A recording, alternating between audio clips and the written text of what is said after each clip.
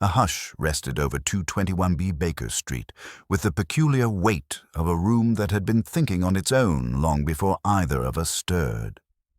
A single violin string still quivered faintly on the bridge of Holmes's instrument, as though the final whisper of some midnight experiment clung stubbornly to the air. The early sun pressed weakly against the curtains, its pale rays catching the rim of a forgotten cup of cold tea. In the quiet, every small detail felt like a breath being held. The charred scent of a burned reagent lingering near the chemical table, the faint tick of the mantel clock marking the last moments before the world intruded once more. On the central table lay a telegram, its envelope unaddressed but unmistakably meant for Holmes, the seal broken, yet the paper untouched since dawn. It was positioned with the precision of a surgeon placing a scalpel beside an open wound. Holmes stood motionless at the window, his lean figure framed by the pale light, eyes fixed on some concealed calculus in the street below, as though he had been waiting for something, or someone, to disturb the brittle stillness. I could not have known then that the quiet of that morning would be the last we enjoyed before we were swept into a mystery in which the very floor beneath us would seem to shift. But even at that moment, before I had dared to read the telegram aloud, something in the room trembled with an unspoken warning, like the brief vibration before a train hurtles into view. As I recount this singular case to you, those curious minds who have often urged me to share more of our unpublished adventures, I ask only that you lend me your full attention.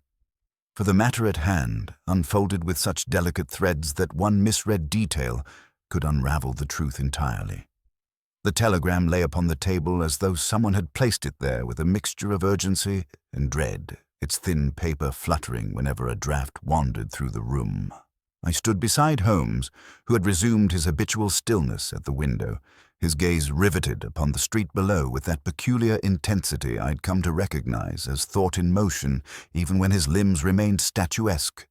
The violin string quivered no more. Whatever fleeting note had lingered in the silent room had died away completely, leaving behind a tension I could not quite name.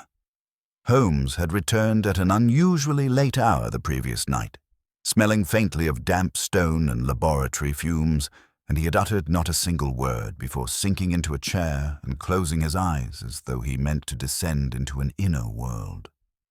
I had not pressed him. I never did when he took on that peculiar air, for it would have been as futile as attempting to halt the tide. Now, with the morning light barely reaching us, I found myself studying the telegram with unease. It bore no sender's name, only a hurriedly scribbled line. "Do not come later than noon. The floor hears more than it shows." Beneath that, an address in Kensington, written with a hand that trembled so violently the ink pooled in the corners of the letters. I turned the telegram over several times, searching for a signature or postmark that might lend sense to the strange warning, but it remained obstinately anonymous. When I finally looked up, Holmes's reflection in the window's glass had shifted, though he had not turned. His eyes had narrowed as though he had solved some mental equation that altered the subtle shadows of the room. "You read it?" he asked quietly, without moving. "Yes," I replied, placing the telegram back onto the table with care. "It seems to call for haste.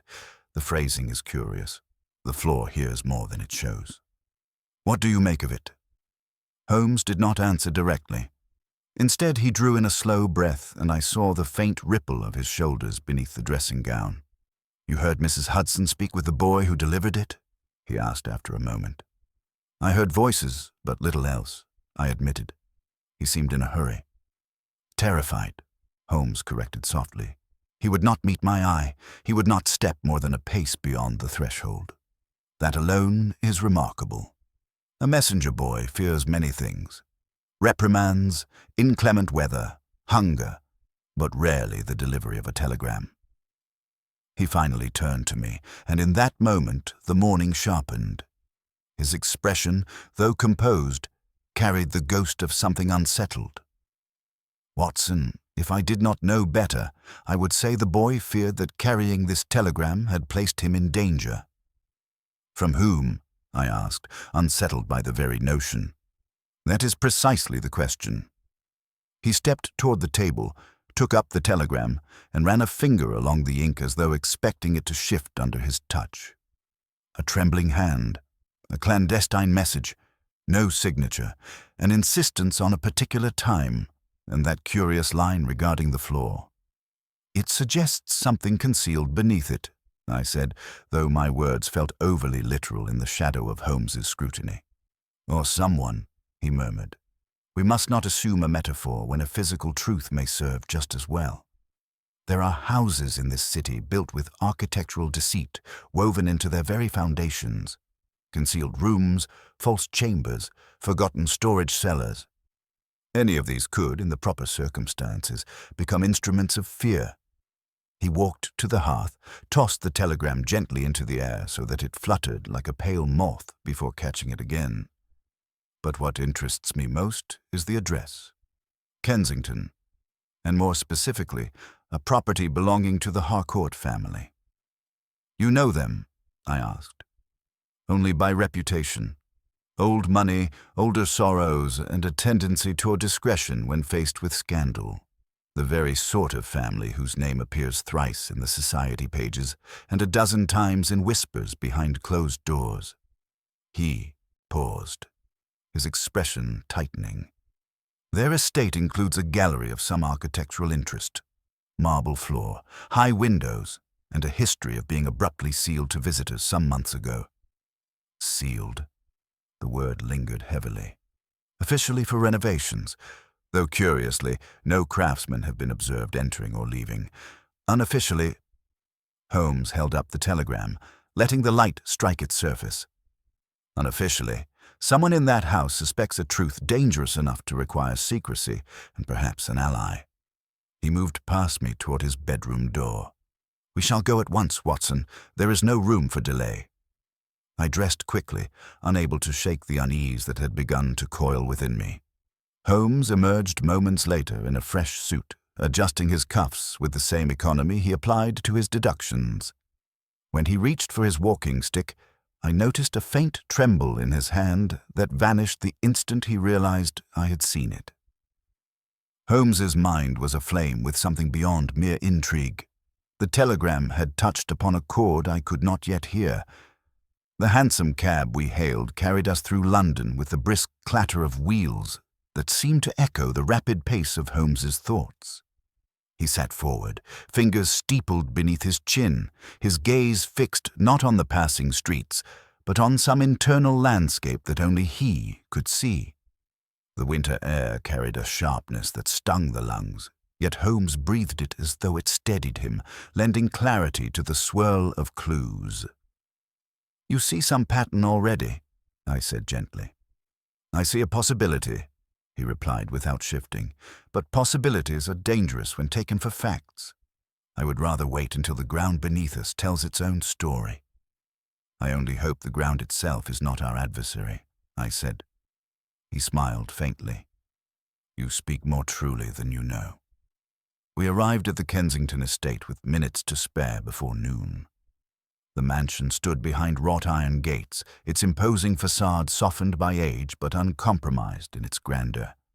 Tall windows reflected the pale sky, and the marble steps leading to the entrance gleamed faintly in the light. Yet despite its elegance, the house radiated an unmistakable tension. A butler greeted us with a stiffness that bordered on alarm when Holmes presented the telegram and requested entry. I was told no visitors, the man murmured, his eyes flicking toward the interior hall as though expecting someone to appear. The family is indisposed. Nevertheless, Holmes said, stepping past him with the smooth authority of a man who knew the weight of his presence. We have been summoned. We were shown into a dimly lit antechamber. The air carried a faint trace of something metallic. Not blood, but something adjacent to fear. Holmes paused, tilting his head as though listening to vibrations I could not sense. He closed his eyes briefly, then moved toward a corridor to our left, ignoring the butler's protest. "This way," he murmured, almost to himself. We followed the corridor until we reached a pair of carved doors. As Holmes reached for the handle, the butler finally found his voice. "Sir." "Not that room. It has been sealed. No one enters." Holmes turned his head just enough to study the man's strained expression, which is precisely why we must. He pushed the doors inward. And there, stretched before us in pale, polished silence, was the marble floor. A single faint crack ran across it, a line so thin it might have been overlooked by any ordinary observer. Yet Holmes dropped to one knee at once, placing his ear to the stone as if listening for a heartbeat. And when his eyes opened again, they held something I had rarely seen in him, a flicker of disbelief. "Watson," he whispered, "there is something alive beneath this floor." The room held its breath. The marble did not move. But I could have sworn, for the briefest, most impossible moment, that something beneath it did. The carriage ride from Kensington into the walled approach of the Harcourt estate felt as though we were being ferried not merely across distance, but into a different mood of the world. The air itself altered, acquiring the weight of history and the hush of rooms that had long memorized their occupants' sorrows. Holmes sat erect, fingers entwined upon his knee, his profile a study in intense stillness, while I, who shall confess to a less disciplined curiosity, watched the estate's facade grow larger through the carriage window. From the road, the house presented itself as a great, sombre jewel. Stone facades, high chimneys, and long latticed windows whose panes flashed with a pale, indifferent light. It is the peculiar property of such houses that they both invite observation and repel intimacy. One feels as though one has been admitted to a relic rather than to a home. We were met at the gate by the butler who had shown us in. His expression had become sulkier with each passing hour, the studio pallor about his lips deepening into a troubled grey. He led us through an antechamber, hung with tapestries whose colours had been gentled by time, and down a corridor where every footfall seemed to strike the marble with an echo of inquiry. The household moved with a constrained choreography as though each servant had rehearsed his part in the theatre of avoidance. There was a lady's maid who brusquely avoided our eyes, a gardener flushed from his labours who pretended not to notice the way the parterre hedges leaned away from certain windows, and a housekeeper whose hands would not cease their small, nervous motions over a silver tray. All these trivial gestures, when joined, painted for Holmes the larger silhouette of a house that had taken counsel with its silence and found it wanting. "You see how the staff averts itself?" he murmured at my side, so softly that the words might have been merely a breath. "There is fear between them and their masters. Not fear for their positions, fear, rather, for something residing in the house that outstays even its owners." We were shown into a drawing-room where the hush struck even deeper, as though the furniture itself had been instructed to speak only by shadows. A high-screened fireplace dominated the room, and upon the mantel stood a clock whose face bore the finger marks of many years. Its hands were arrested, as if time had paused here to listen. Portraits of Harcourt forebears watched us with the peculiar impartiality of painted men, and upon the far wall a faded tapestry depicted a hunting scene that seemed at once lively and frozen, as though the hounds had been petrified mid-chase. In this chamber, a single window threw a wedge of cold light across a knitted rug, and the vein of that light drew a path straight to the heavy doors, which led, we were told, to the gallery whose marble floor had grown the subject of whispered counsel. The master of the house at last presented himself, a man of middling years, his hair prematurely silvered at the temples, his bearing that of a man practiced in the art of appearing unperturbed while his eyes betrayed the fatigue of concealment. He introduced himself as Mr. Edmund Harcourt, and his handshake had the firmness of one who has held many unpleasant truths in his palm.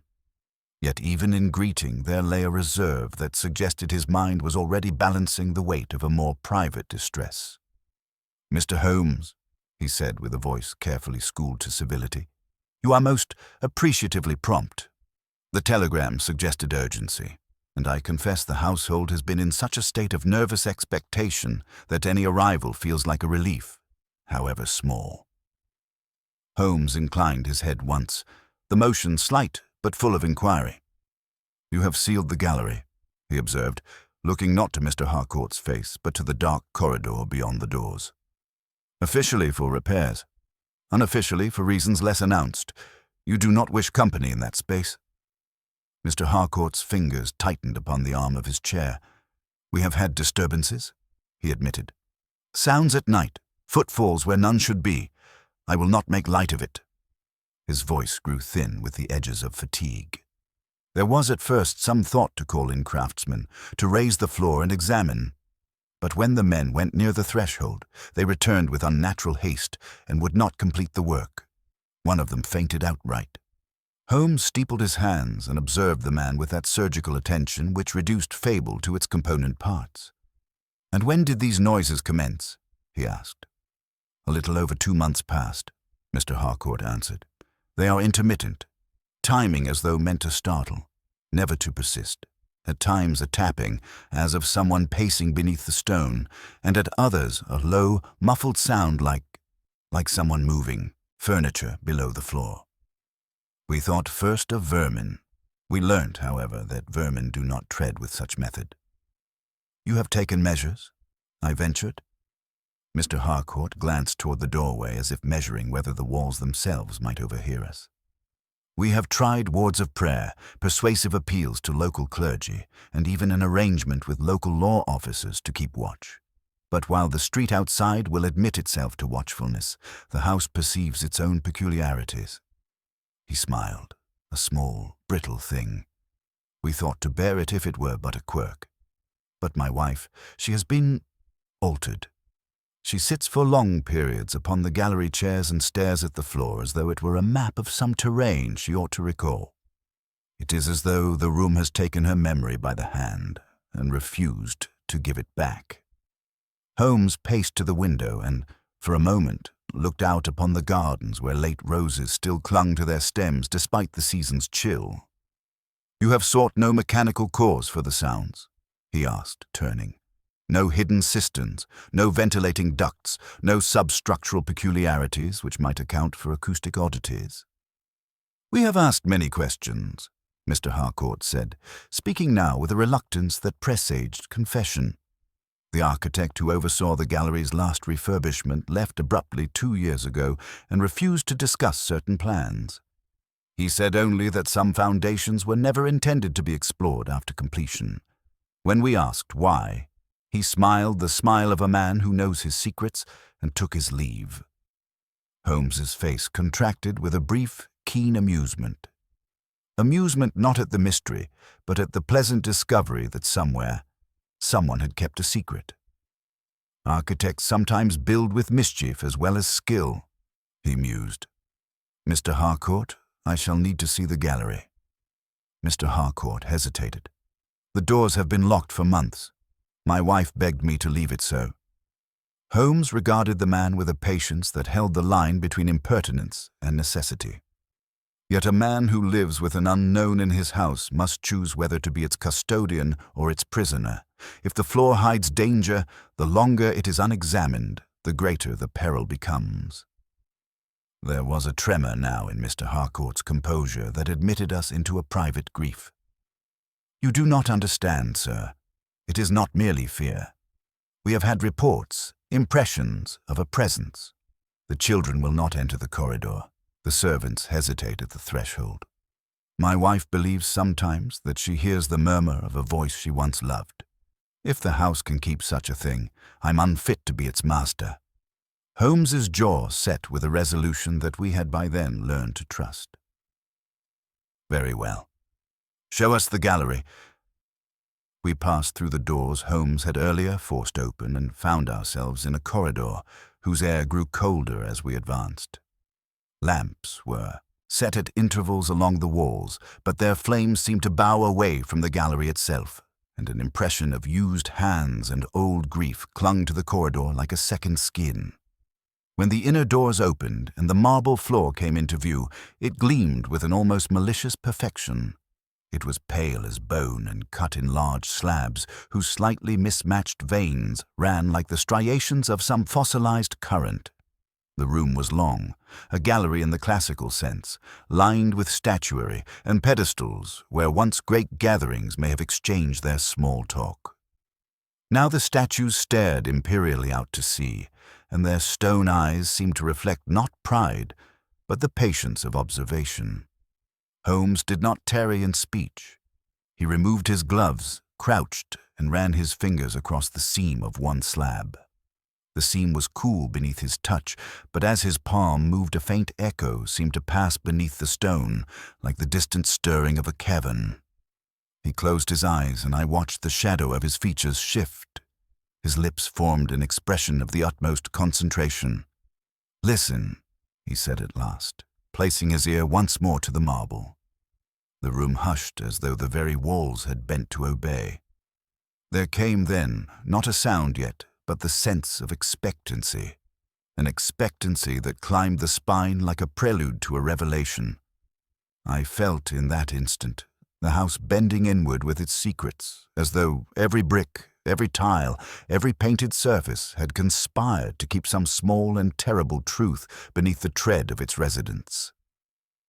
Holmes rose, dusted the knees of his trousers, and with the serene certainty of a surgeon preparing for incision, looked toward the closed door through which we had entered, and then back to the floor that had mesmerized us both.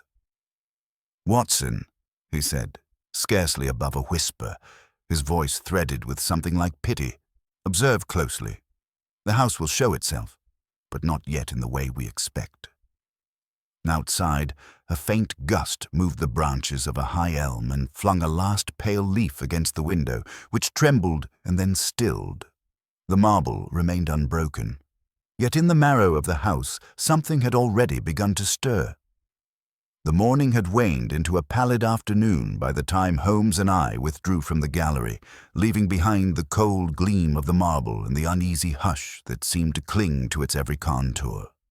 The air of the estate pressed upon us with the same oppressive secrecy as before, but now there was something new beneath it, an emotional resonance that tugged faintly at the corners of thought. Holmes walked with measured strides down the corridor, his hands clasped behind his back, his posture conveying a tension he did not yet name. I followed close beside him, recording in my mind the shifting currents of his mood. Unlike many of our cases, where his intellect ascended cleanly from fact to deduction, this one appeared to draw him into the undertow of human sorrow, and it was that rare quality which made me more alert than any peculiar clue might have done. When we entered the drawing-room again, we found Mrs. Harcourt seated with her hands neatly folded upon her lap, her gaze fixed upon the hearth with the stillness of one trapped in a private memory. She rose when we entered, though her eyes did not brighten as one's might at the arrival of potential aid. Instead, they carried the dim reflection of someone who had suffered long in a house too fraught with unspoken histories. Mr. Harcourt introduced us with gentle formality, but there was an unmistakable tremor in his voice when he said his wife's name, Evelyn Harcourt, as though invoking a fragile relic. Holmes bowed with the quiet respect he reserved for those whose grief had already endured more than any investigation might demand. "Madame," he said softly, "your husband has informed us of the disturbances. You have my assurance that we shall proceed with discretion." She inclined her head, her posture composed, her voice softened by a fatigue that extended beyond sleeplessness. "Mr. Holmes, I am told you study things others dismiss. If that is true, then perhaps you will be the first to hear me without judgment." Her fingers tightened upon one another, the coiled gesture of someone who has practiced restraint for weeks on end. There is a presence in that gallery. I do not claim it to be spectral nor flesh, but it is real to me in a manner that cannot be shaped into words without sounding fevered. There are moments, brief, piercing moments, when I stand upon the threshold, and I feel as if she is there. Holmes's expression sharpened, but he asked nothing at once. He simply waited. Mrs. Harcourt continued in a quiet, tremulous voice, "My husband has told you nothing untrue. The gallery has always been a place of refuge in our family, particularly for one who preceded me in title here. Before I came to this house, I knew nothing of her beyond faint rumors. She was loved by many, perhaps too many, for her beauty was the kind that inspired admiration even from those who wished to remain impartial. Yet something in her life grew troubled. She vanished from society one autumn, and the household would not speak of it. Holmes stepped closer. "You refer to the first Mrs. Harcourt." She nodded. Her name was Clara. There was no scandal in her marriage, no whispers of cruelty or infidelity, yet she withdrew. She ceased attending dinners, she declined invitations, and then one day she left the house, or so it was said. No destination was ever confirmed. Mrs. Harcourt closed her eyes briefly, as if recalling some incident too delicate to name. But whenever I stand in that gallery, I feel as though she never left at all. I exchanged a glance with Holmes. This was not superstition, not the idle conversation of an overwrought lady. There was a terrible sincerity in her tone, the sincerity of someone who has lived too long in the presence of half-spoken truths. "Did you know her?" I asked gently. "No," she said, "but I have lived in her absence, which is sometimes a more haunting acquaintance than a living person." Holmes's eyes drifted toward the far corner of the room where a narrow staircase led upward. "Is there any portrait of her still within the house?" Mr. Harcourt answered. "One remains. It is kept in the upper chambers. My wife did not wish it displayed in the common rooms." "It is not the portrait, I fear," Mrs. Harcourt said in a low tone. "It is the feeling that the portrait watches." Holmes nodded once, his expression a mask of understanding, though I could tell at a glance he had already begun forming his chain of deductions. He requested to see the portrait, and our hosts led us to a quiet landing bathed in dim light. The housekeeper produced a key, hands trembling, and unlocked a narrow door which led into a chamber heavy with dust and distance. The portrait rested upon an easel draped in dark cloth, which Mr. Harcourt removed with a slow, almost ceremonial motion. Beneath it revealed Clara Harcourt as she had been captured by the painter's brush, radiant in a gown of pale silk, her hair gathered elegantly, her eyes fixed in a gaze that struck one with both intelligence and something sorrowfully withheld. She did not smile. Her lips maintained a composed serenity that suggested a woman accustomed to observation, yet weary of judgment. But it was the eyes that arrested Holmes immediately. He approached the portrait with the precision of a man analyzing a crime scene. He studied the strokes of paint, the faint sheen applied to the irises, the angle of her shoulders relative to the artist's signature at the bottom corner. Then he stepped back and regarded her from 3 different distances. "Watson," he murmured, not looking away. "Observe how the painter has rendered her expression. Note the subtle tension about the brows. This is not merely a portrait. This is a confession fixed in oil." "A confession," Mr. Harcourt whispered. Holmes inclined his head. "The artist has captured a woman at the threshold of an emotional precipice. She is serene, yet behind the serenity is the unmistakable shadow of someone contemplating escape or entrapment." Mrs. Harcourt shuddered, turning her face away. "I told you," she said, "that portrait has always unsettled me." Holmes circled the easel slowly, his fingers grazing the frame. "Mr. Harcourt, do you know where she was last seen?" "In the gallery," he replied reluctantly. "It was her favorite place. She walked there often, sometimes for hours. On the evening she disappeared, a servant claimed to hear muted voices coming from that room. When they entered, she was gone." "And the floor," Holmes murmured, pressing his palm to the cold wood beneath us, "has remained unaltered since?" "Yes," Mr. Harcourt answered. "Not a stone has been moved." Holmes stepped back and addressed Mrs. Harcourt. "You mentioned sensing her presence. What precisely did you feel?" She hesitated, gathering her courage. "There are times," she said, "when I enter the gallery alone, and before I fully cross the threshold, I feel as though someone is standing just beside me. Not behind. Beside.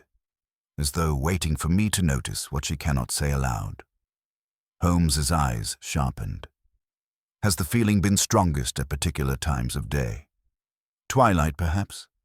Mrs. Harcourt swallowed. Yes, precisely then. Holmes placed a hand upon his chin, his thumb pressing lightly against the corner of his jaw.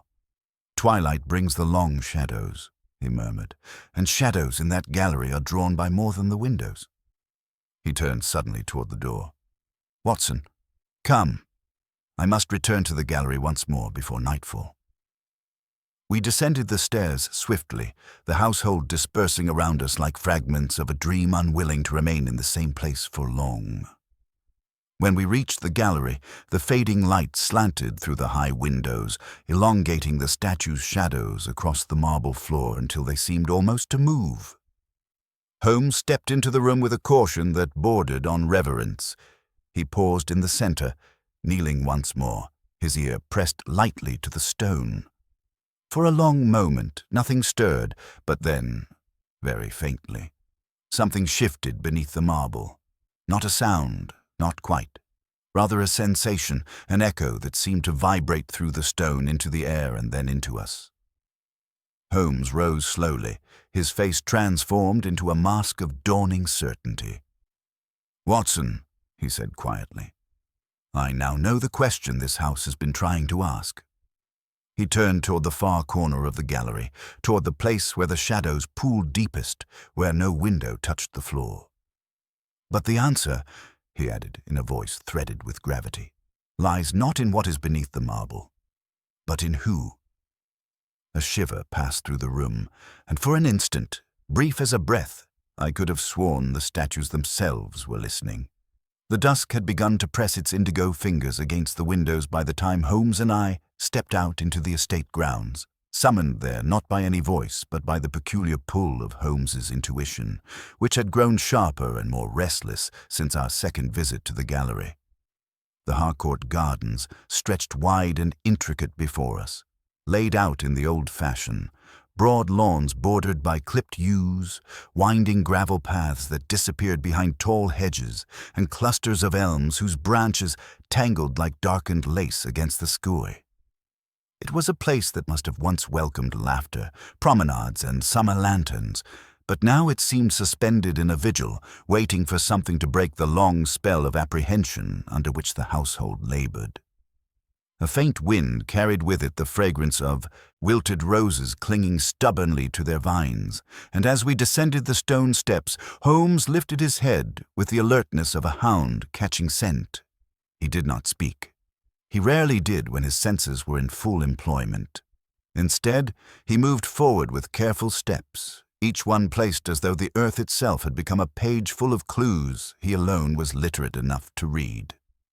Holmes, I said quietly, my breath forming a thin cloud in the cooling air. You believe someone has been observing the house? He did not turn. Not merely observing, Watson. Studying, waiting. The distinction is important. Someone with sufficient knowledge of the grounds has been returning night after night, always to the same points, always with the same vantage. That is not the behavior of a trespasser seeking mischief. It is the behavior of someone who fears being seen, yet fears even more what the house itself contains. He stopped near a stretch of hedge shaped into a gentle curve, and with a swift motion, he knelt. The soil there, damp from the earlier frost, bore impressions that were unmistakably human footprints. They were shallow, almost tentative, but their placement revealed a repeated pattern. Holmes brushed the earth lightly with his fingertips, then leaned closer, his keen eyes narrowing. These prints, he murmured, lack the heaviness of a man accustomed to labor. The weight distribution suggests someone of slender build, and note the angle, always directed toward the gallery windows, never elsewhere. I crouched beside him, a servant who feels compelled to listen, a dismissed worker returning to settle a grievance. Holmes's lips thinned. No servant moves with this degree of caution. Nor does a disgruntled worker watch the windows of a sealed room with such consistency. Whoever stands here night after night does so with a singular purpose. A personal one. He rose and motioned for me to follow him further along the hedge, where the ground dipped gently toward a stone wall covered in moss. The cold had deepened, and the shadows thickened, yet Holmes's stride lengthened, driven now by certainty rather than curiosity. When we reached the wall, he placed a hand upon its surface, tracing the uneven growths of moss, then paused before a patch where the color was faintly disturbed. "Something has leaned here," he said. More accurately, someone. He gestured for me to stand where he did, and when I did so, I found myself looking through a narrow gap between the branches of a tall yew. Through that sliver of visibility, the gallery windows were perfectly framed. Holmes straightened. Even the natural architecture of the ground supports the idea of a consistent watcher. The line of sight from this point allows one to observe the gallery without fear of exposure. Whoever stood here had reason to avoid entering the house, and yet could not bear to remain away from it. The garden was very still. The silence was no longer merely atmospheric. It felt conscious, as though the estate itself was aware of our intrusion into its hidden theatre. Holmes's gaze traveled to the far end of the lawn, where a small wooden shed stood half obscured by overgrown ivy. "Come," he said. When we reached the shed, Holmes did not immediately open the door. He circled the structure, studying the ground, the latch, and the faint scratches along the side. Finally, he pushed the door inward. The interior was dim and smelled faintly of earth and cold timber. Gardening tools lined the walls, but one corner bore signs of habitation. A woolen shawl had been folded and placed upon an overturned crate. Beside it lay a tin cup, an extinguished candle, and a heap of dried bread crusts wrapped in paper. "Someone has been living here," I whispered. "Or hiding here," Holmes corrected. "It is not the occupation of a vagrant. The shawl is of fine quality, and the candle shows signs of careful rationing. This is the refuge of someone who dared not sleep in their own bed." He lifted the shawl and examined the hem. Embroidered in tiny, faded stitching was a single initial, C. I felt a faint chill. "Clara," I murmured. Holmes closed his eyes momentarily, as though aligning many threads into a single tapestry. When he opened them, they held an intensity I had seldom seen. "If this belonged to her," he said quietly, "then someone has preserved it through years of secrecy. And if that someone is the one watching the house, we must consider whether they believe Clara Harcourt never left these grounds." Before I could respond, Holmes motioned sharply for silence. A faint scuff sounded just beyond the shed, so faint that I might have mistaken it for the wind shifting the leaves, but Holmes heard it with absolute clarity. He stepped toward the door, every muscle coiled in readiness. A shadow passed along the outer wall of the shed. It moved quickly, lightly, and not with the heavy stride of a man. Holmes darted out after it, and I followed, my heart pounding with a sudden surge of urgency. The figure fled along the line of the hedge, agile and silent, but Holmes gained ground with long, decisive strides. As he approached the corner of the hedge, he slowed, not from fatigue, but from caution. The shadow halted. Holmes did not advance further. Instead, he spoke into the stillness. "You are not in danger from us. Come forward." Silence stretched, taut as wire. Then, from behind the hedge, a figure emerged. Not a child, not quite an adult. A young woman, her clothing worn but tidy, her posture rigid with fear. Her face, pale beneath the evening light, was marked with the fierce vulnerability of someone who had been keeping a secret at great cost. Her eyes flicked between Holmes and myself, then toward the house, as though expecting punishment for stepping from the shadows. Holmes softened his voice. "You have been watching the gallery." She swallowed hard. I thought you were with them." "There is no them here but truth," Holmes replied. "What is your name?" Her lips parted, but no sound emerged.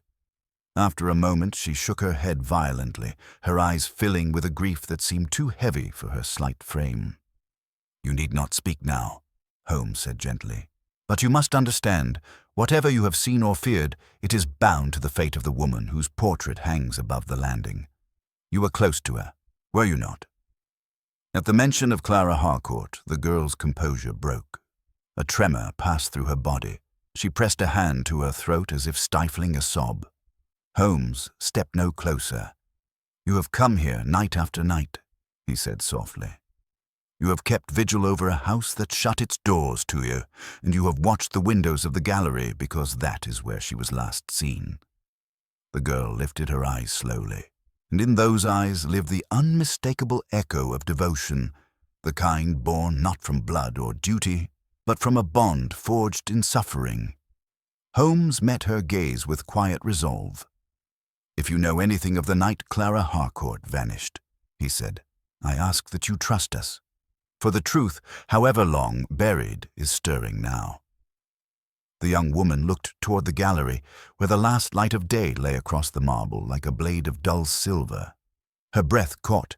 Then, in a voice scarcely more than a whisper, she said the first words we had heard from her. "I never meant to leave her alone." The wind lifted, scattering dry leaves across the path, and the house, ancient, listening, seemed to lean closer. Night had gathered itself fully over the Harcourt estate by the time Holmes and I returned to the house, with the young woman whose vigil had shaped so much of our growing understanding. She walked between us in taut, uncertain steps, as though every footfall brought her nearer to an old grief she was not yet ready to name. When we crossed the threshold of the great hall, she paused, her eyes drawn instinctively toward the corridor that led to the gallery, and in that moment I understood that the house itself was part of her memory. Every stone, every shadow carried a trace of someone she had cared for deeply. Holmes gestured gently toward the sitting room, where the fire still glowed with the faintest ember. "You shall come to no harm here," he said, his tone neither commanding nor coaxing, but calibrated with that rare softness he reserved for those whose suffering had been prolonged beyond hope. "We will speak when you are ready." She nodded once, clutching the edge of her shawl, Clara Harcourt's shawl, about her shoulders. When she sank into the chair nearest the hearth, the light revealed the exhaustion etched upon her face, the sleepless hollows beneath her eyes, and the way her hands trembled as though every nerve was attuned to some echo from the past. Holmes fetched Mrs. Hudson's cordial from his coat, an act of thoughtfulness I never failed to admire, and poured a measure into a glass. The girl accepted it with murmured thanks. As she took her first sip, Holmes positioned himself where he could observe both her and the subtle tremors of the house around us. After several minutes, when the warmth had steadied her, Holmes said softly, "Tell us your name." "Lydia," she whispered. "Lydia Harrow." Holmes inclined his head in acknowledgement, then allowed a silence long enough for her to gather her breath. "You were close to Clara Harcourt," he said. Lydia's eyelids fluttered, and her hand rose instinctively toward her throat, as though touching some unseen pendant. "I was her companion," she replied. "Her lady's maid, but she never treated me as such. She was kind, always. She trusted me more than herself at times." A faint, pained smile crossed her face. She said I had been sent to her by Providence, but I was too young to understand the weight of her kindness, too young to protect her from what she feared. Holmes leaned forward slightly. "And what did she fear?" "Being silenced," Lydia said, her voice cracking. "Being hidden. Being erased." A tremor ran through me at the starkness of her words, but Holmes remained steady. "You believe she never left the house?" Lydia shook her head violently. "No, she did not leave. On the night they said she walked away, I heard something beneath the marble floor." Holmes's eyes sharpened. "Explain." Lydia wrapped her arms around herself, gathering strength. Clara often walked in the gallery when she felt troubled. That evening she asked me to leave her a moment, saying she needed to be alone. I lingered just outside the corridor. I'd grown uneasy that week. She had been tense, easily startled. After a few minutes I heard her footsteps, light, hurried, crossing the marble. Then the sound changed. Her breath caught, and she stared into the fire as though seeing that night flicker back into being.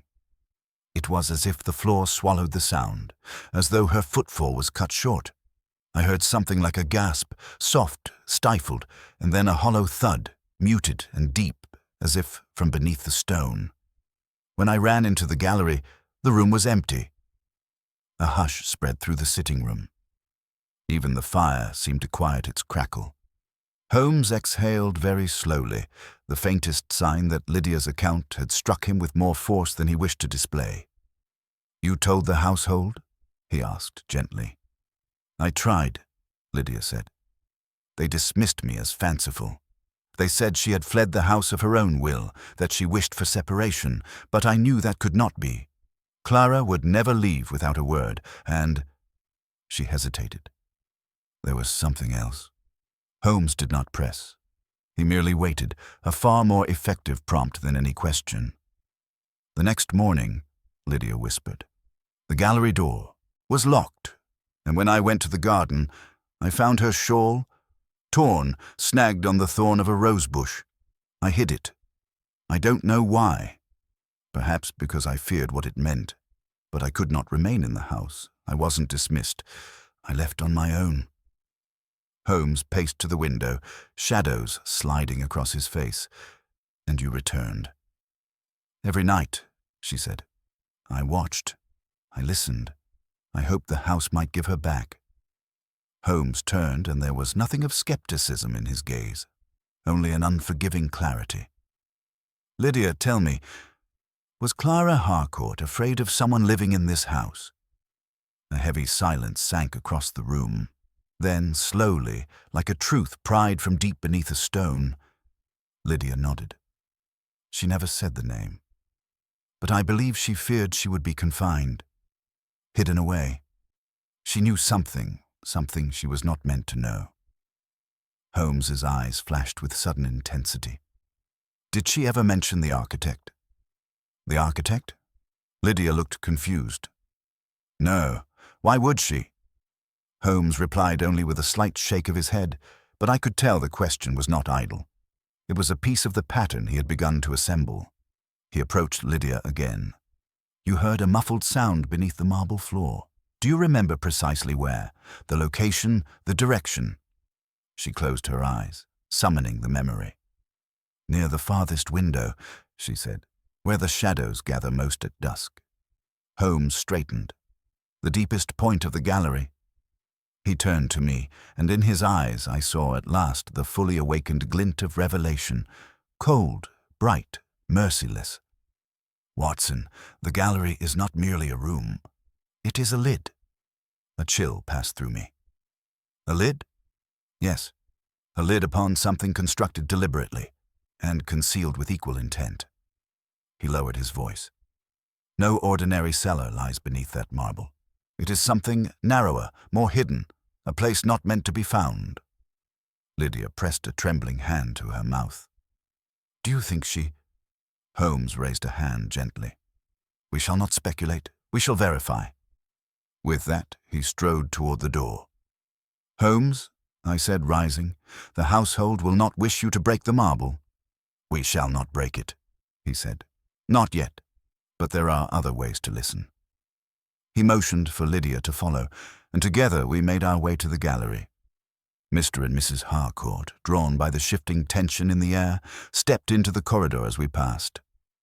"What is happening now?" Mr. Harcourt asked, anxiety sharpening his voice. Holmes did not slow. "Your house is speaking, sir. Tonight I intend to hear it clearly." When we entered the gallery, the moonlight slipping through the high windows pooled like silver upon the floor. The statues, pale and silent, cast long shadowed shapes that seemed to twist faintly as the wind stirred the curtains. Holmes moved to the farthest window. the place Lydia had, indicated, and crouched. "Watson," he said, gesturing toward the nearest statue. "Bring it here." The statue was heavy, a marble figure of some forgotten philosopher, and I strained mightily to shift it even an inch. Holmes helped me position it on the precise point he had selected. Then he stood and waited. At first, nothing happened, but then a faint sound rose from beneath the stone, not a thud, not a creak, a vibration. Holmes dropped to his knee, pressing one ear to the marble, his palm splayed beside it like a physician taking the pulse of the house itself. When he lifted his head, his face had paled. "Holmes?" I whispered. His voice, when he spoke, was barely audible. "Watson, that is not the resonance of empty space." Lydia clutched her shawl. Mrs. Harcourt swayed, gripping her husband's arm. Holmes placed both hands on the marble, as though anchoring himself to the truth rising beneath it. "That," he whispered, "is the sound of an object. Something weighted. Something soft."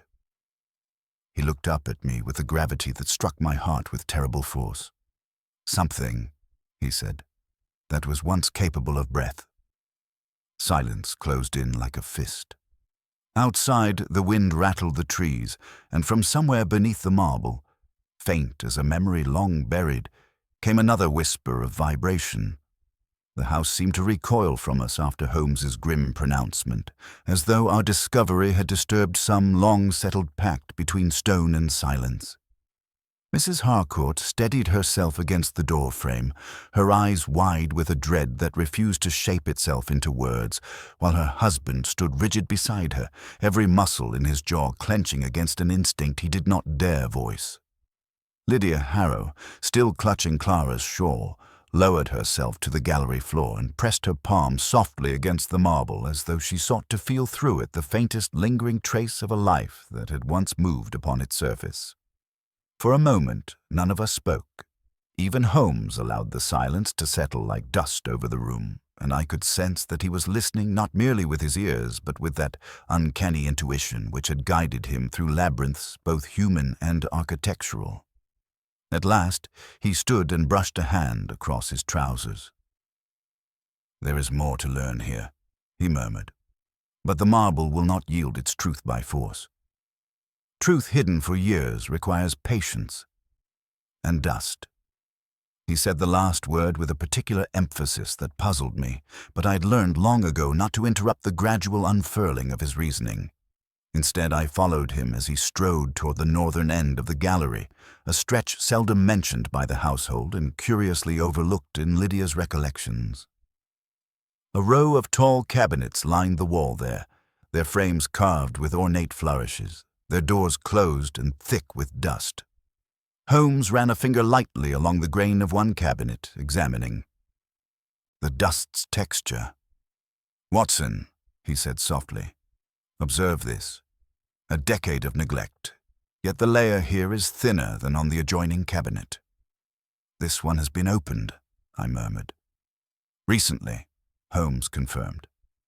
He slipped slender tools from his coat, a small pick, a thin blade, and worked the cabinet's lock with deft precision. The soft click of the mechanism seemed unnervingly loud in the hush of the gallery. When the door opened, a faint, musty scent drifted out, a fragrance of old paper, dried glue, and something more fragile, something like faded violets. Holmes drew back slightly, allowing the air to circulate before he reached inside. The cabinet held ledgers, preserved documents, yellowed envelopes bound with twine, and delicate bundles of papers wrapped in linen.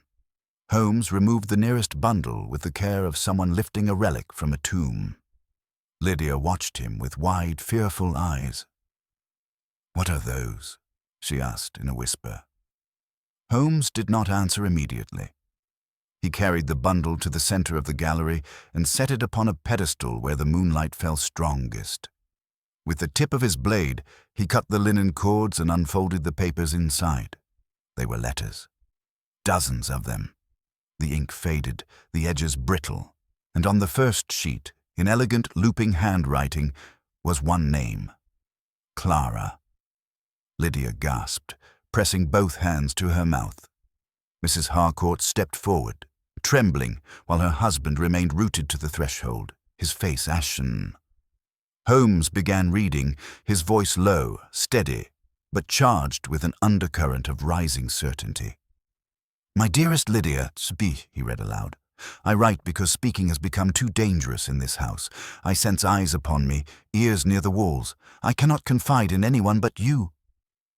Lydia's breath quickened.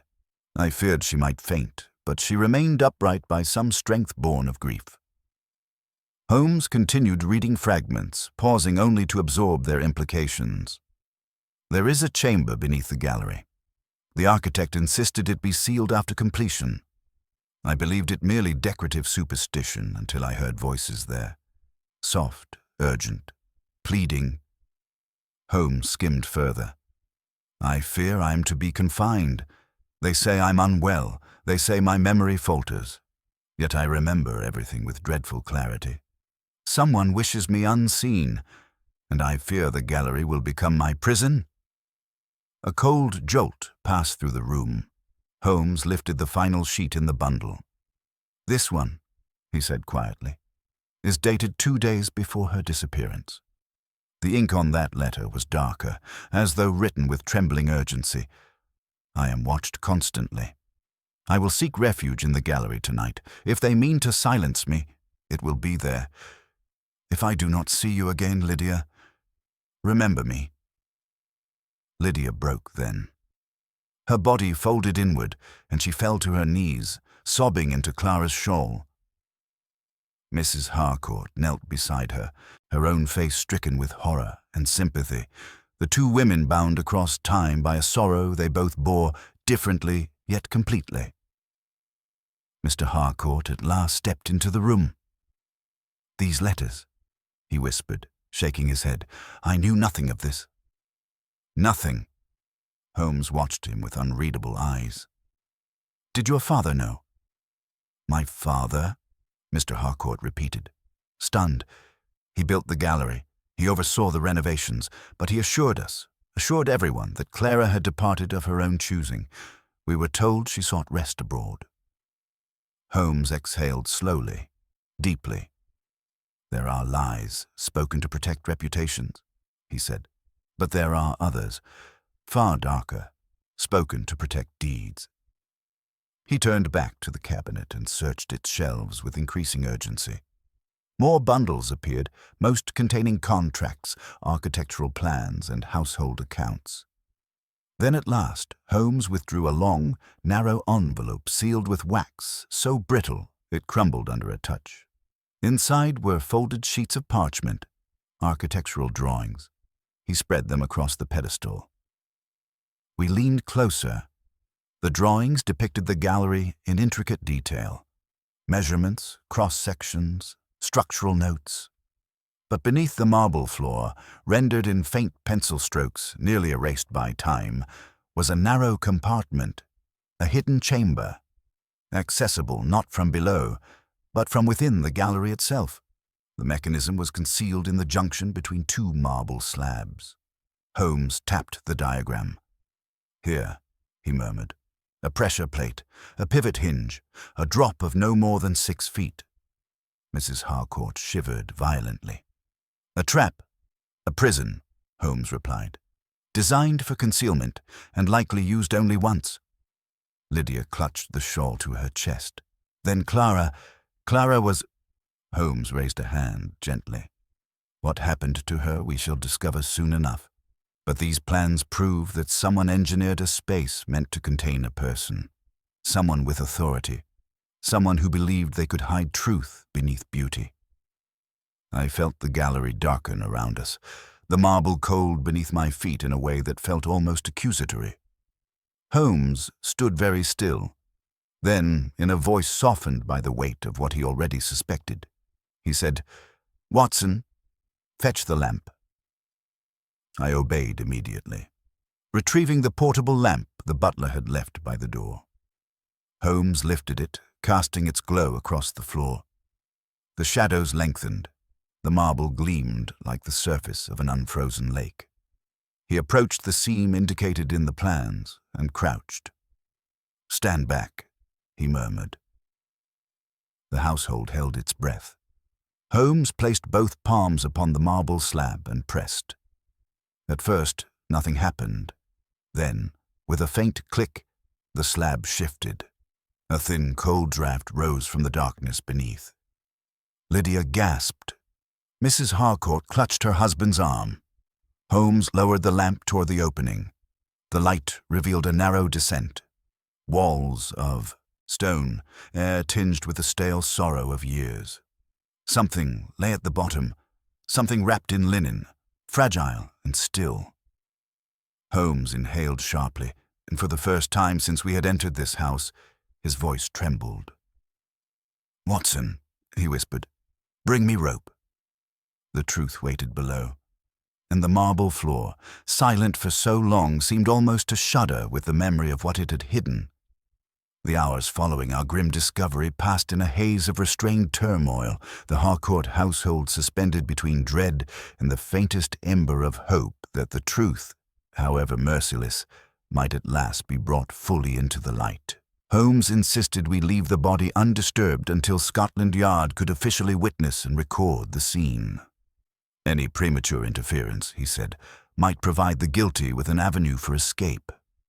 Mr. Harcourt had been rendered mute with shock, his wife scarcely better, while Lydia's grief flowed in silent, trembling waves, her arms wrapped tightly around Clara's shawl as though she held the woman herself. Holmes gave them what little comfort he could, though comfort was not his art.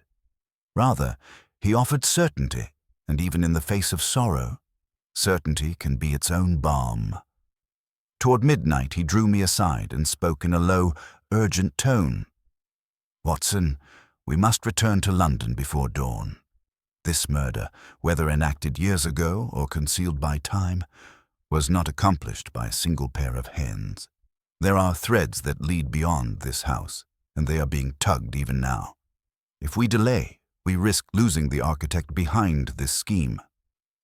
"But Holmes," I protested, glancing toward the chamber beneath the marble, "we have scarcely begun to understand what transpired here." "Precisely why we must follow the elements that lie beyond our reach," he replied. "Truth does not reside wholly within these walls. There are men in London who have buried secrets under ink and payment, and those men must be roused before the night swallows them." There was no arguing with Holmes in that mood. I had learned that when the fire of deduction surged within him, he would pursue it with such ferocity that even exhaustion could not blunt his pace. Within half an hour, we had taken our leave, Mr. Harcourt whispering a plea for Holmes's return, before collapsing into a chair as though the whole weight of his lineage had overturned itself upon his shoulders. The hansom cab that bore us toward the city rolled swiftly through the cold night, wheels hissing along damp roads. Holmes sat rigid beside me, his silhouette stark against the cab's flickering lamplight. The moon lay low, casting a pale glow across the empty streets, and the air tasted of smoke and the promise of rain. For a long time, neither of us spoke. I sensed Holmes was drawing the lines of his reasoning tighter, linking Lydia's testimony, the architectural plans, and the dreadful truth waiting beneath the gallery. "Holmes," I said at last, "you suspect the architect, but your tone suggested a broader conspiracy." He gave a small, grim nod. "The architect's role is undeniable. But it is the funding, always the funding, that reveals the heart of a crime. Consider, Watson, a hidden chamber, constructed with such precision, designed to imprison a living woman without detection. No architect conceived such a project on his own whim. Someone commissioned it. You believe Clara was placed there deliberately?" "I believe," he said quietly, "that Clara Harcourt discovered something someone wished permanently silenced, and the Harcourt family's desire to protect their reputation made them vulnerable to manipulation. If one wished to bury a truth beneath a polished floor, one could not choose a more willing stage than a house that values honor above honesty." His words carried a grim resonance I could not refute. We reached London shortly after 2 in the morning. Holmes roused a cabman with curt efficiency, and soon we were racing through narrow streets toward the riverside warehouses where the city's forgotten ledgers gathered dust. The lamps burned low in this district, and the fog, thin, wandering, unobtrusive, hung like a veil above the cobblestones. Holmes paid the cabman and strode toward a door half concealed beneath a rickety awning. "This," he said, "is the archive of Wolverstone and Coders, a firm that handles the architectural records of several prominent families. Most architects trust their drawings to them before or after completion. We may find our elusive builder's original plans here." The building's watchman knew Holmes by name and admitted us with weary familiarity. Holmes went directly to the upper shelves, rifling through drawers and large portfolios with speed but not carelessness. I watched him, marveling as always at the transformation that overcame him when faced with a task requiring fine discrimination. At length, he drew forth a set of blue-edged papers bound in twine. "Ah," he murmured, "the Harcourt renovations. Exactly as I suspected." He carried the bundle to a table beneath a low-hanging lamp, untied the twine, and spread the drawings out before us. They resembled the plans we had found at the estate, but with one crucial difference.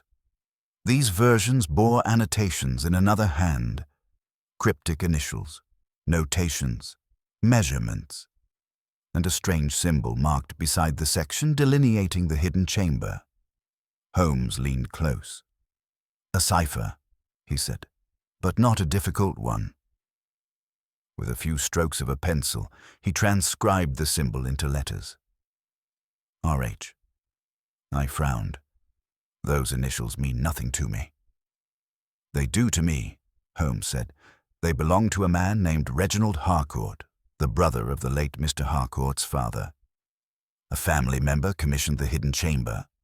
Holmes's eyes gleamed with cold satisfaction. "Not only commissioned it, insisted upon it, and here, look."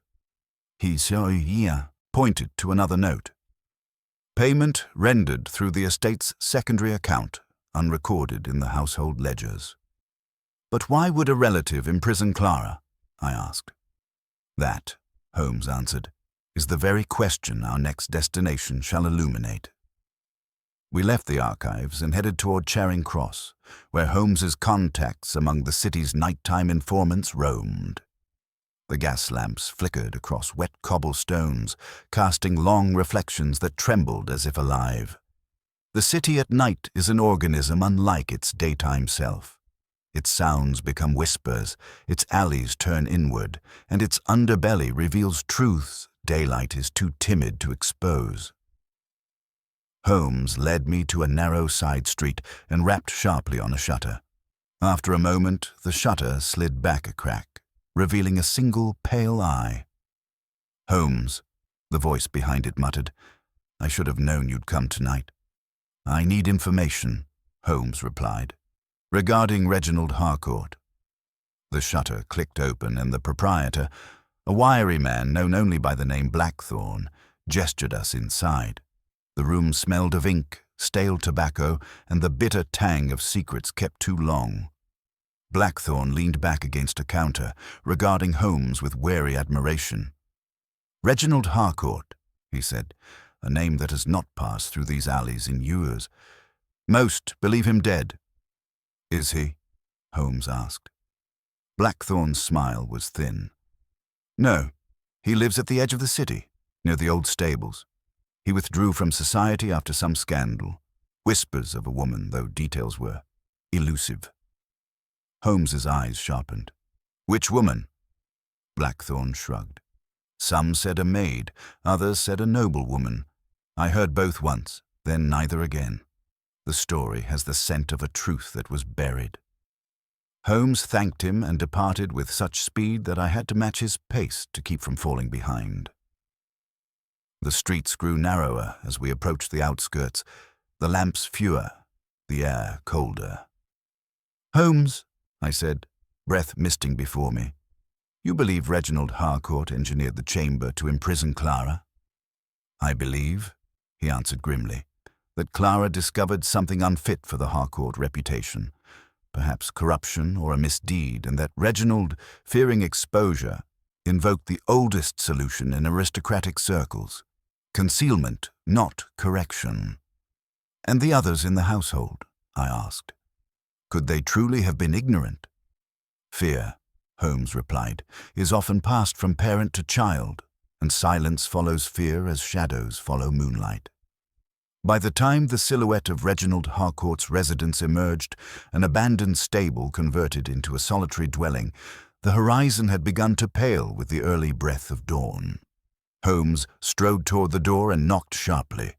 When it opened, the figure who stood there was thin, hollow-eyed, and spectral, as though guilt had gnawed at him, until only a nervous frame remained. His hair hung in uneven strands, his hands twitched compulsively, and his eyes darted between us with feral wariness. Holmes's voice was quiet, unwavering. "Reginald Harcourt," he said, "we must speak of Clara." The man flinched violently, as though jabbed by a needle of memory. I cannot, she left the house."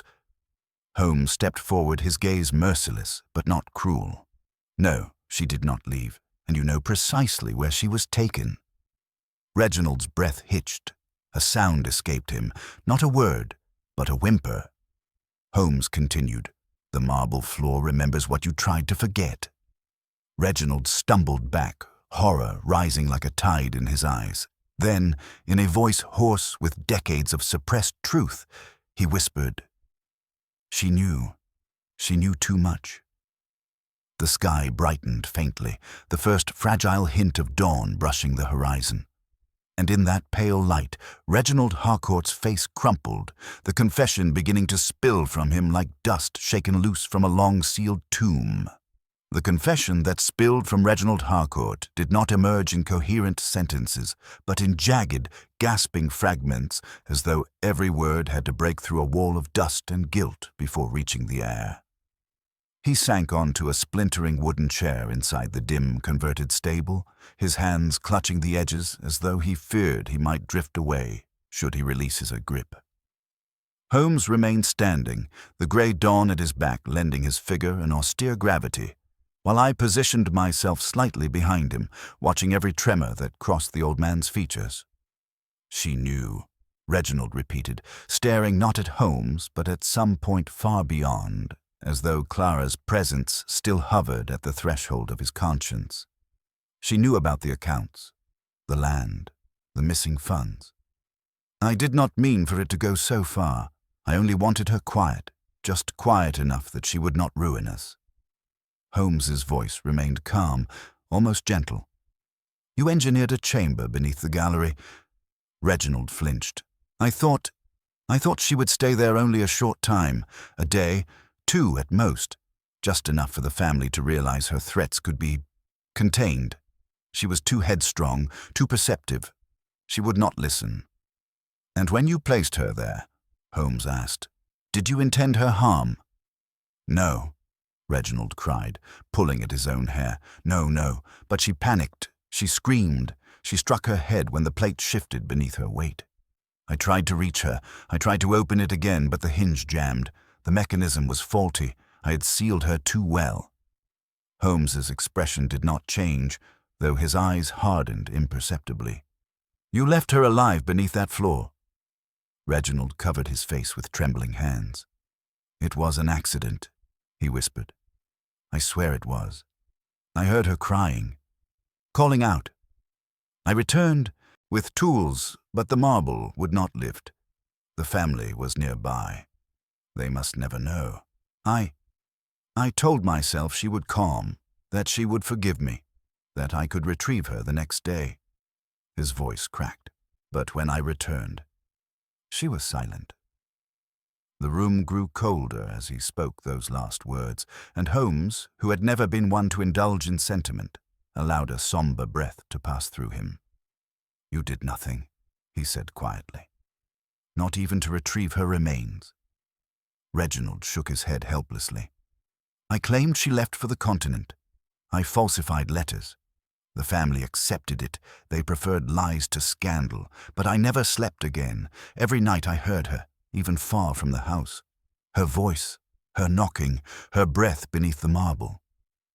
"Enough," Holmes said, stepping back as though distancing himself from a foul vapor. "The rest will be taken up by Scotland Yard." Reginald sagged further into the chair, sobbing softly, his gaunt shoulders quivering. Holmes turned sharply toward me. "Watson, we return to the estate. This truth must be delivered swiftly." We departed without another word. As we walked into the paling dawn, Holmes did not glance back. The early light threw long shadows across the waking city, and his stride lengthened with renewed urgency. Whatever pity he may have felt was buried beneath the moral compulsion that now guided him. We reached the Harcourt estate by mid-morning. The house, unrested and ancient, seemed to sense our return. Even the air in the corridor felt heavy with anticipation. Lydia met us first, her eyes red-rimmed but steadfast, the shawl still wrapped around her like armor.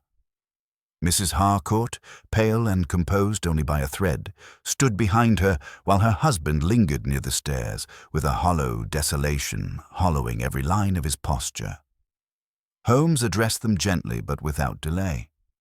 "We have spoken with Reginald Harcourt." Mr. Harcourt stiffened. "My uncle, but he has been apart from the family for years." "By choice," Holmes replied, "not circumstance, and by guilt, not quarrel. He constructed the chamber beneath your gallery at the height of its renovation. He claimed it was meant for storage or architectural symmetry, but its purpose was more sinister." Mrs. Harcourt's hand flew to her mouth. "He imprisoned her?" Holmes inclined his head.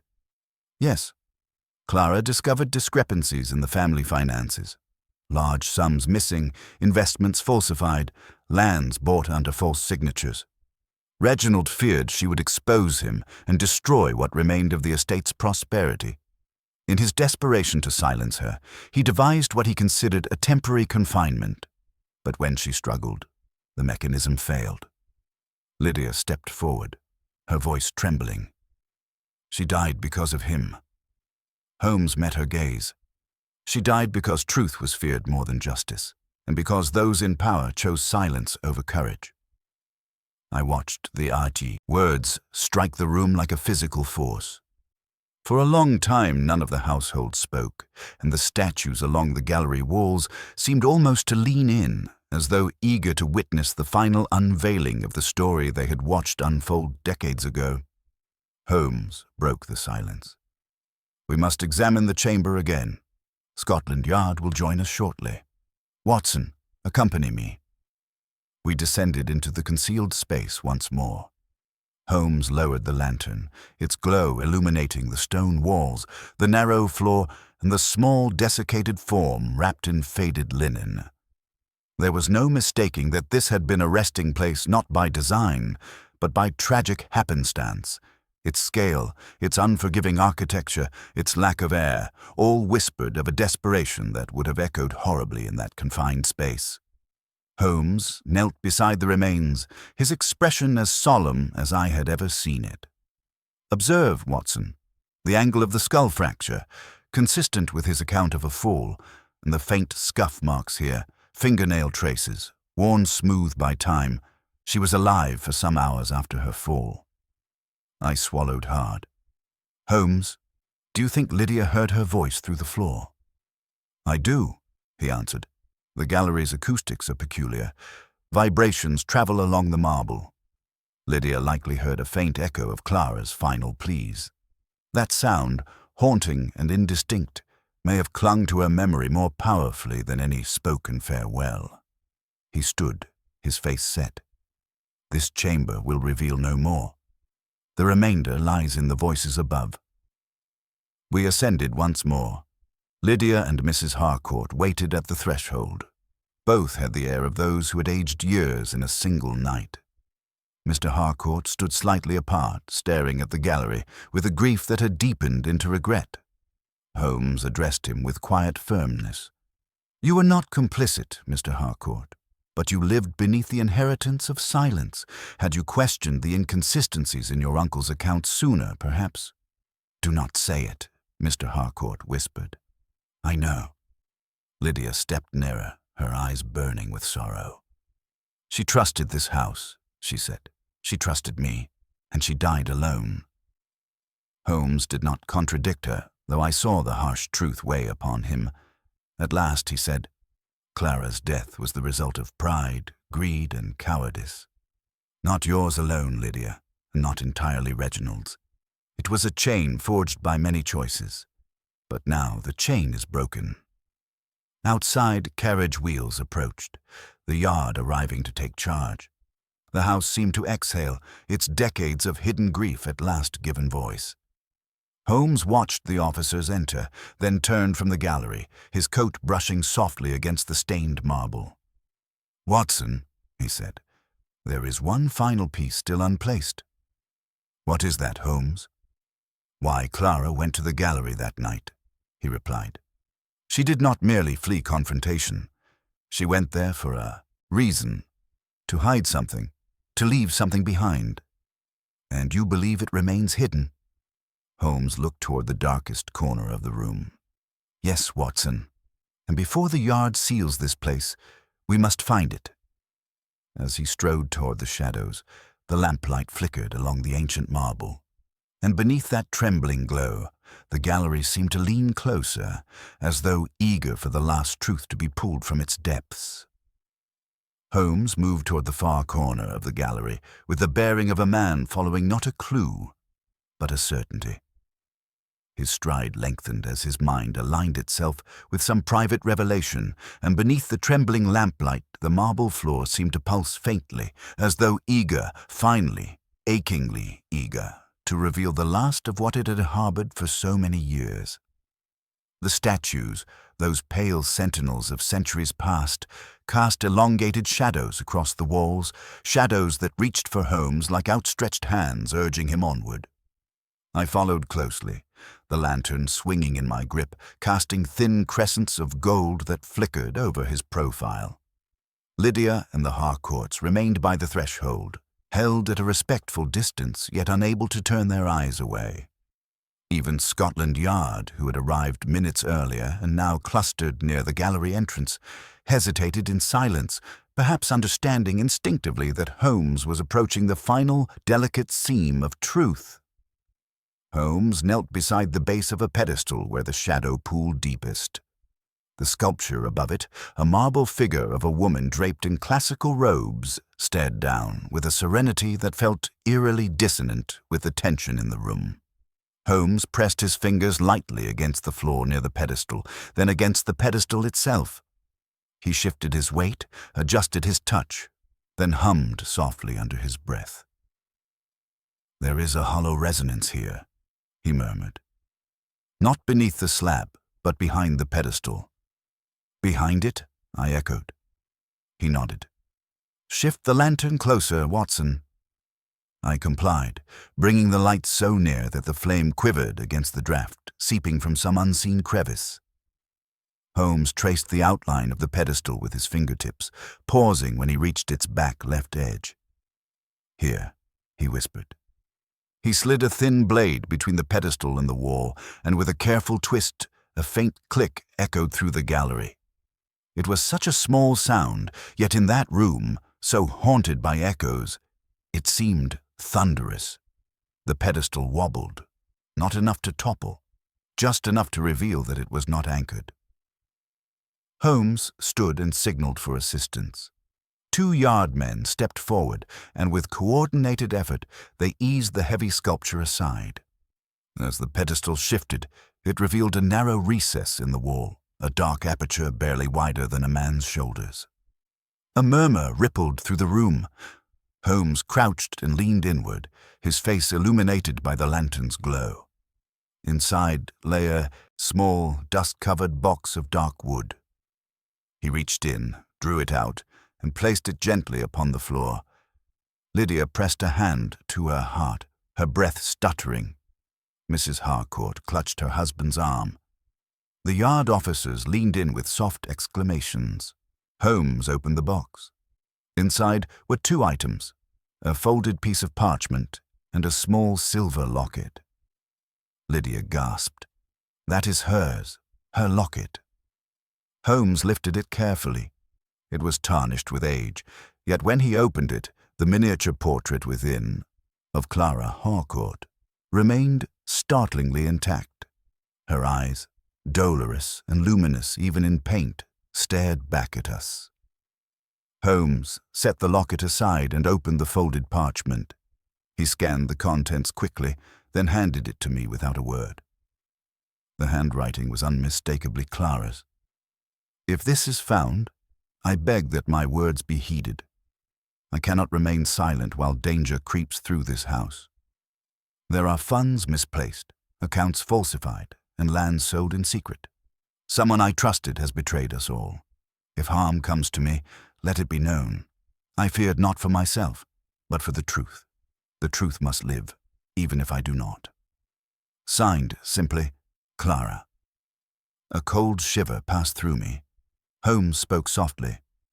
She hid this before she was taken. She suspected she might not leave the gallery unscathed, so she left her truth behind. Lydia's knees gave way, and she sank onto a bench, tears streaming silently. Holmes placed the letter upon the pedestal's base as though returning an heirloom to its rightful shrine. From the doorway, a voice spoke. She never should have been silenced. We turned. Inspector Lestrade stood there, having arrived moments before, but choosing to observe rather than interrupt. His usually sharp face was softened by the weight of the moment. Holmes nodded once. "Lestrade, here lies the true record of Clara Harcourt's fate. These items must be preserved as evidence. Reginald Harcourt has already confessed." Lestrade approached cautiously, his boots echoing across the marble. He examined the box, the locket, the parchment, and shook his head. "Grim business, Holmes. But you've done the right thing bringing it to light." Holmes gave a faint, almost imperceptible nod. "The truth was always here, Lestrade. Buried, not forgotten." At that moment, Lydia rose. "Mr. Holmes," she said, her voice trembling but resolute. May I speak with Reginald? Not alone. Just to ask him one thing." Holmes studied her face, weighing the steadiness in her expression despite the grief burning in her eyes. "What would you ask?" Lydia drew a shuddering breath. "I want to know whether she called for me, or if she understood that I did not abandon her." Holmes hesitated. But before he could reply, another voice rose from behind us, a fragile, cracked whisper that froze every soul in the room. "She did."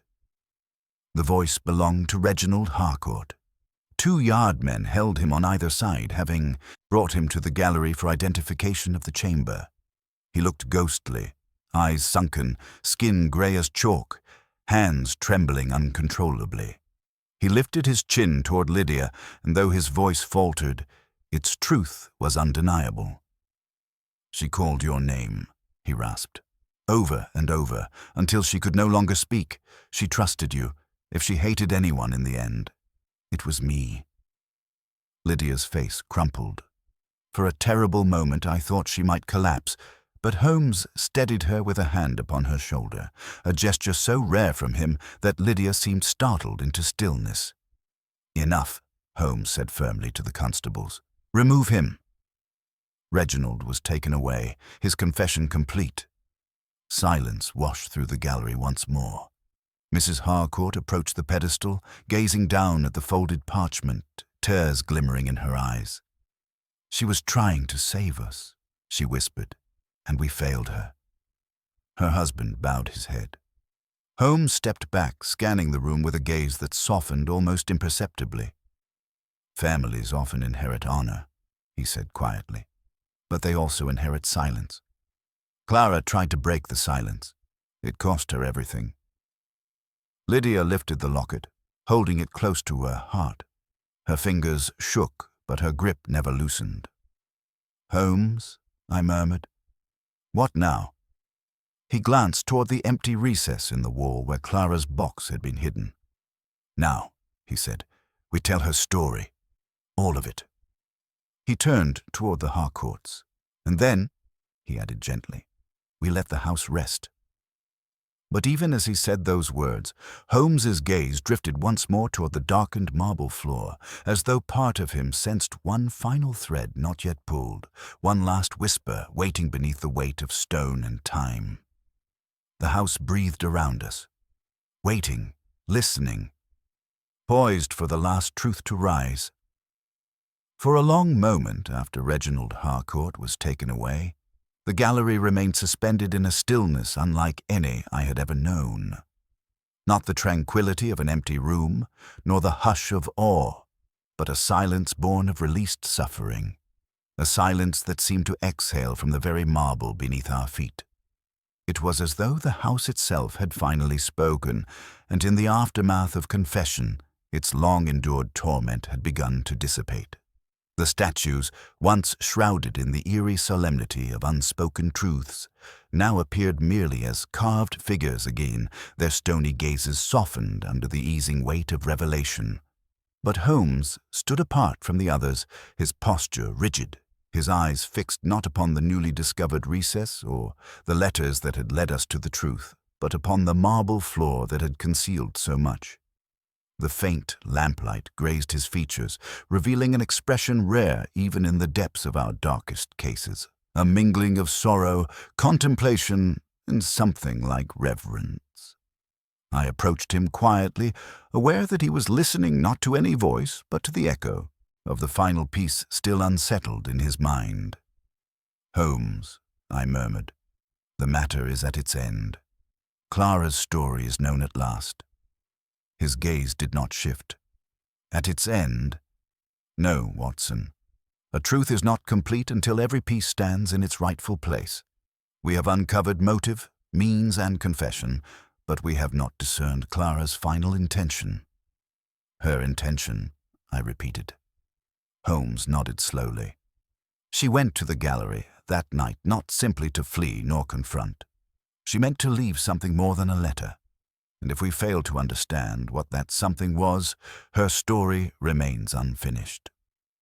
Before I could question further, he began to pace along the gallery, stopping at intervals to place his hand upon the marble, as though seeking a familiar vibration. Lydia, who stood with the locket clenched against her breast, watched him intently.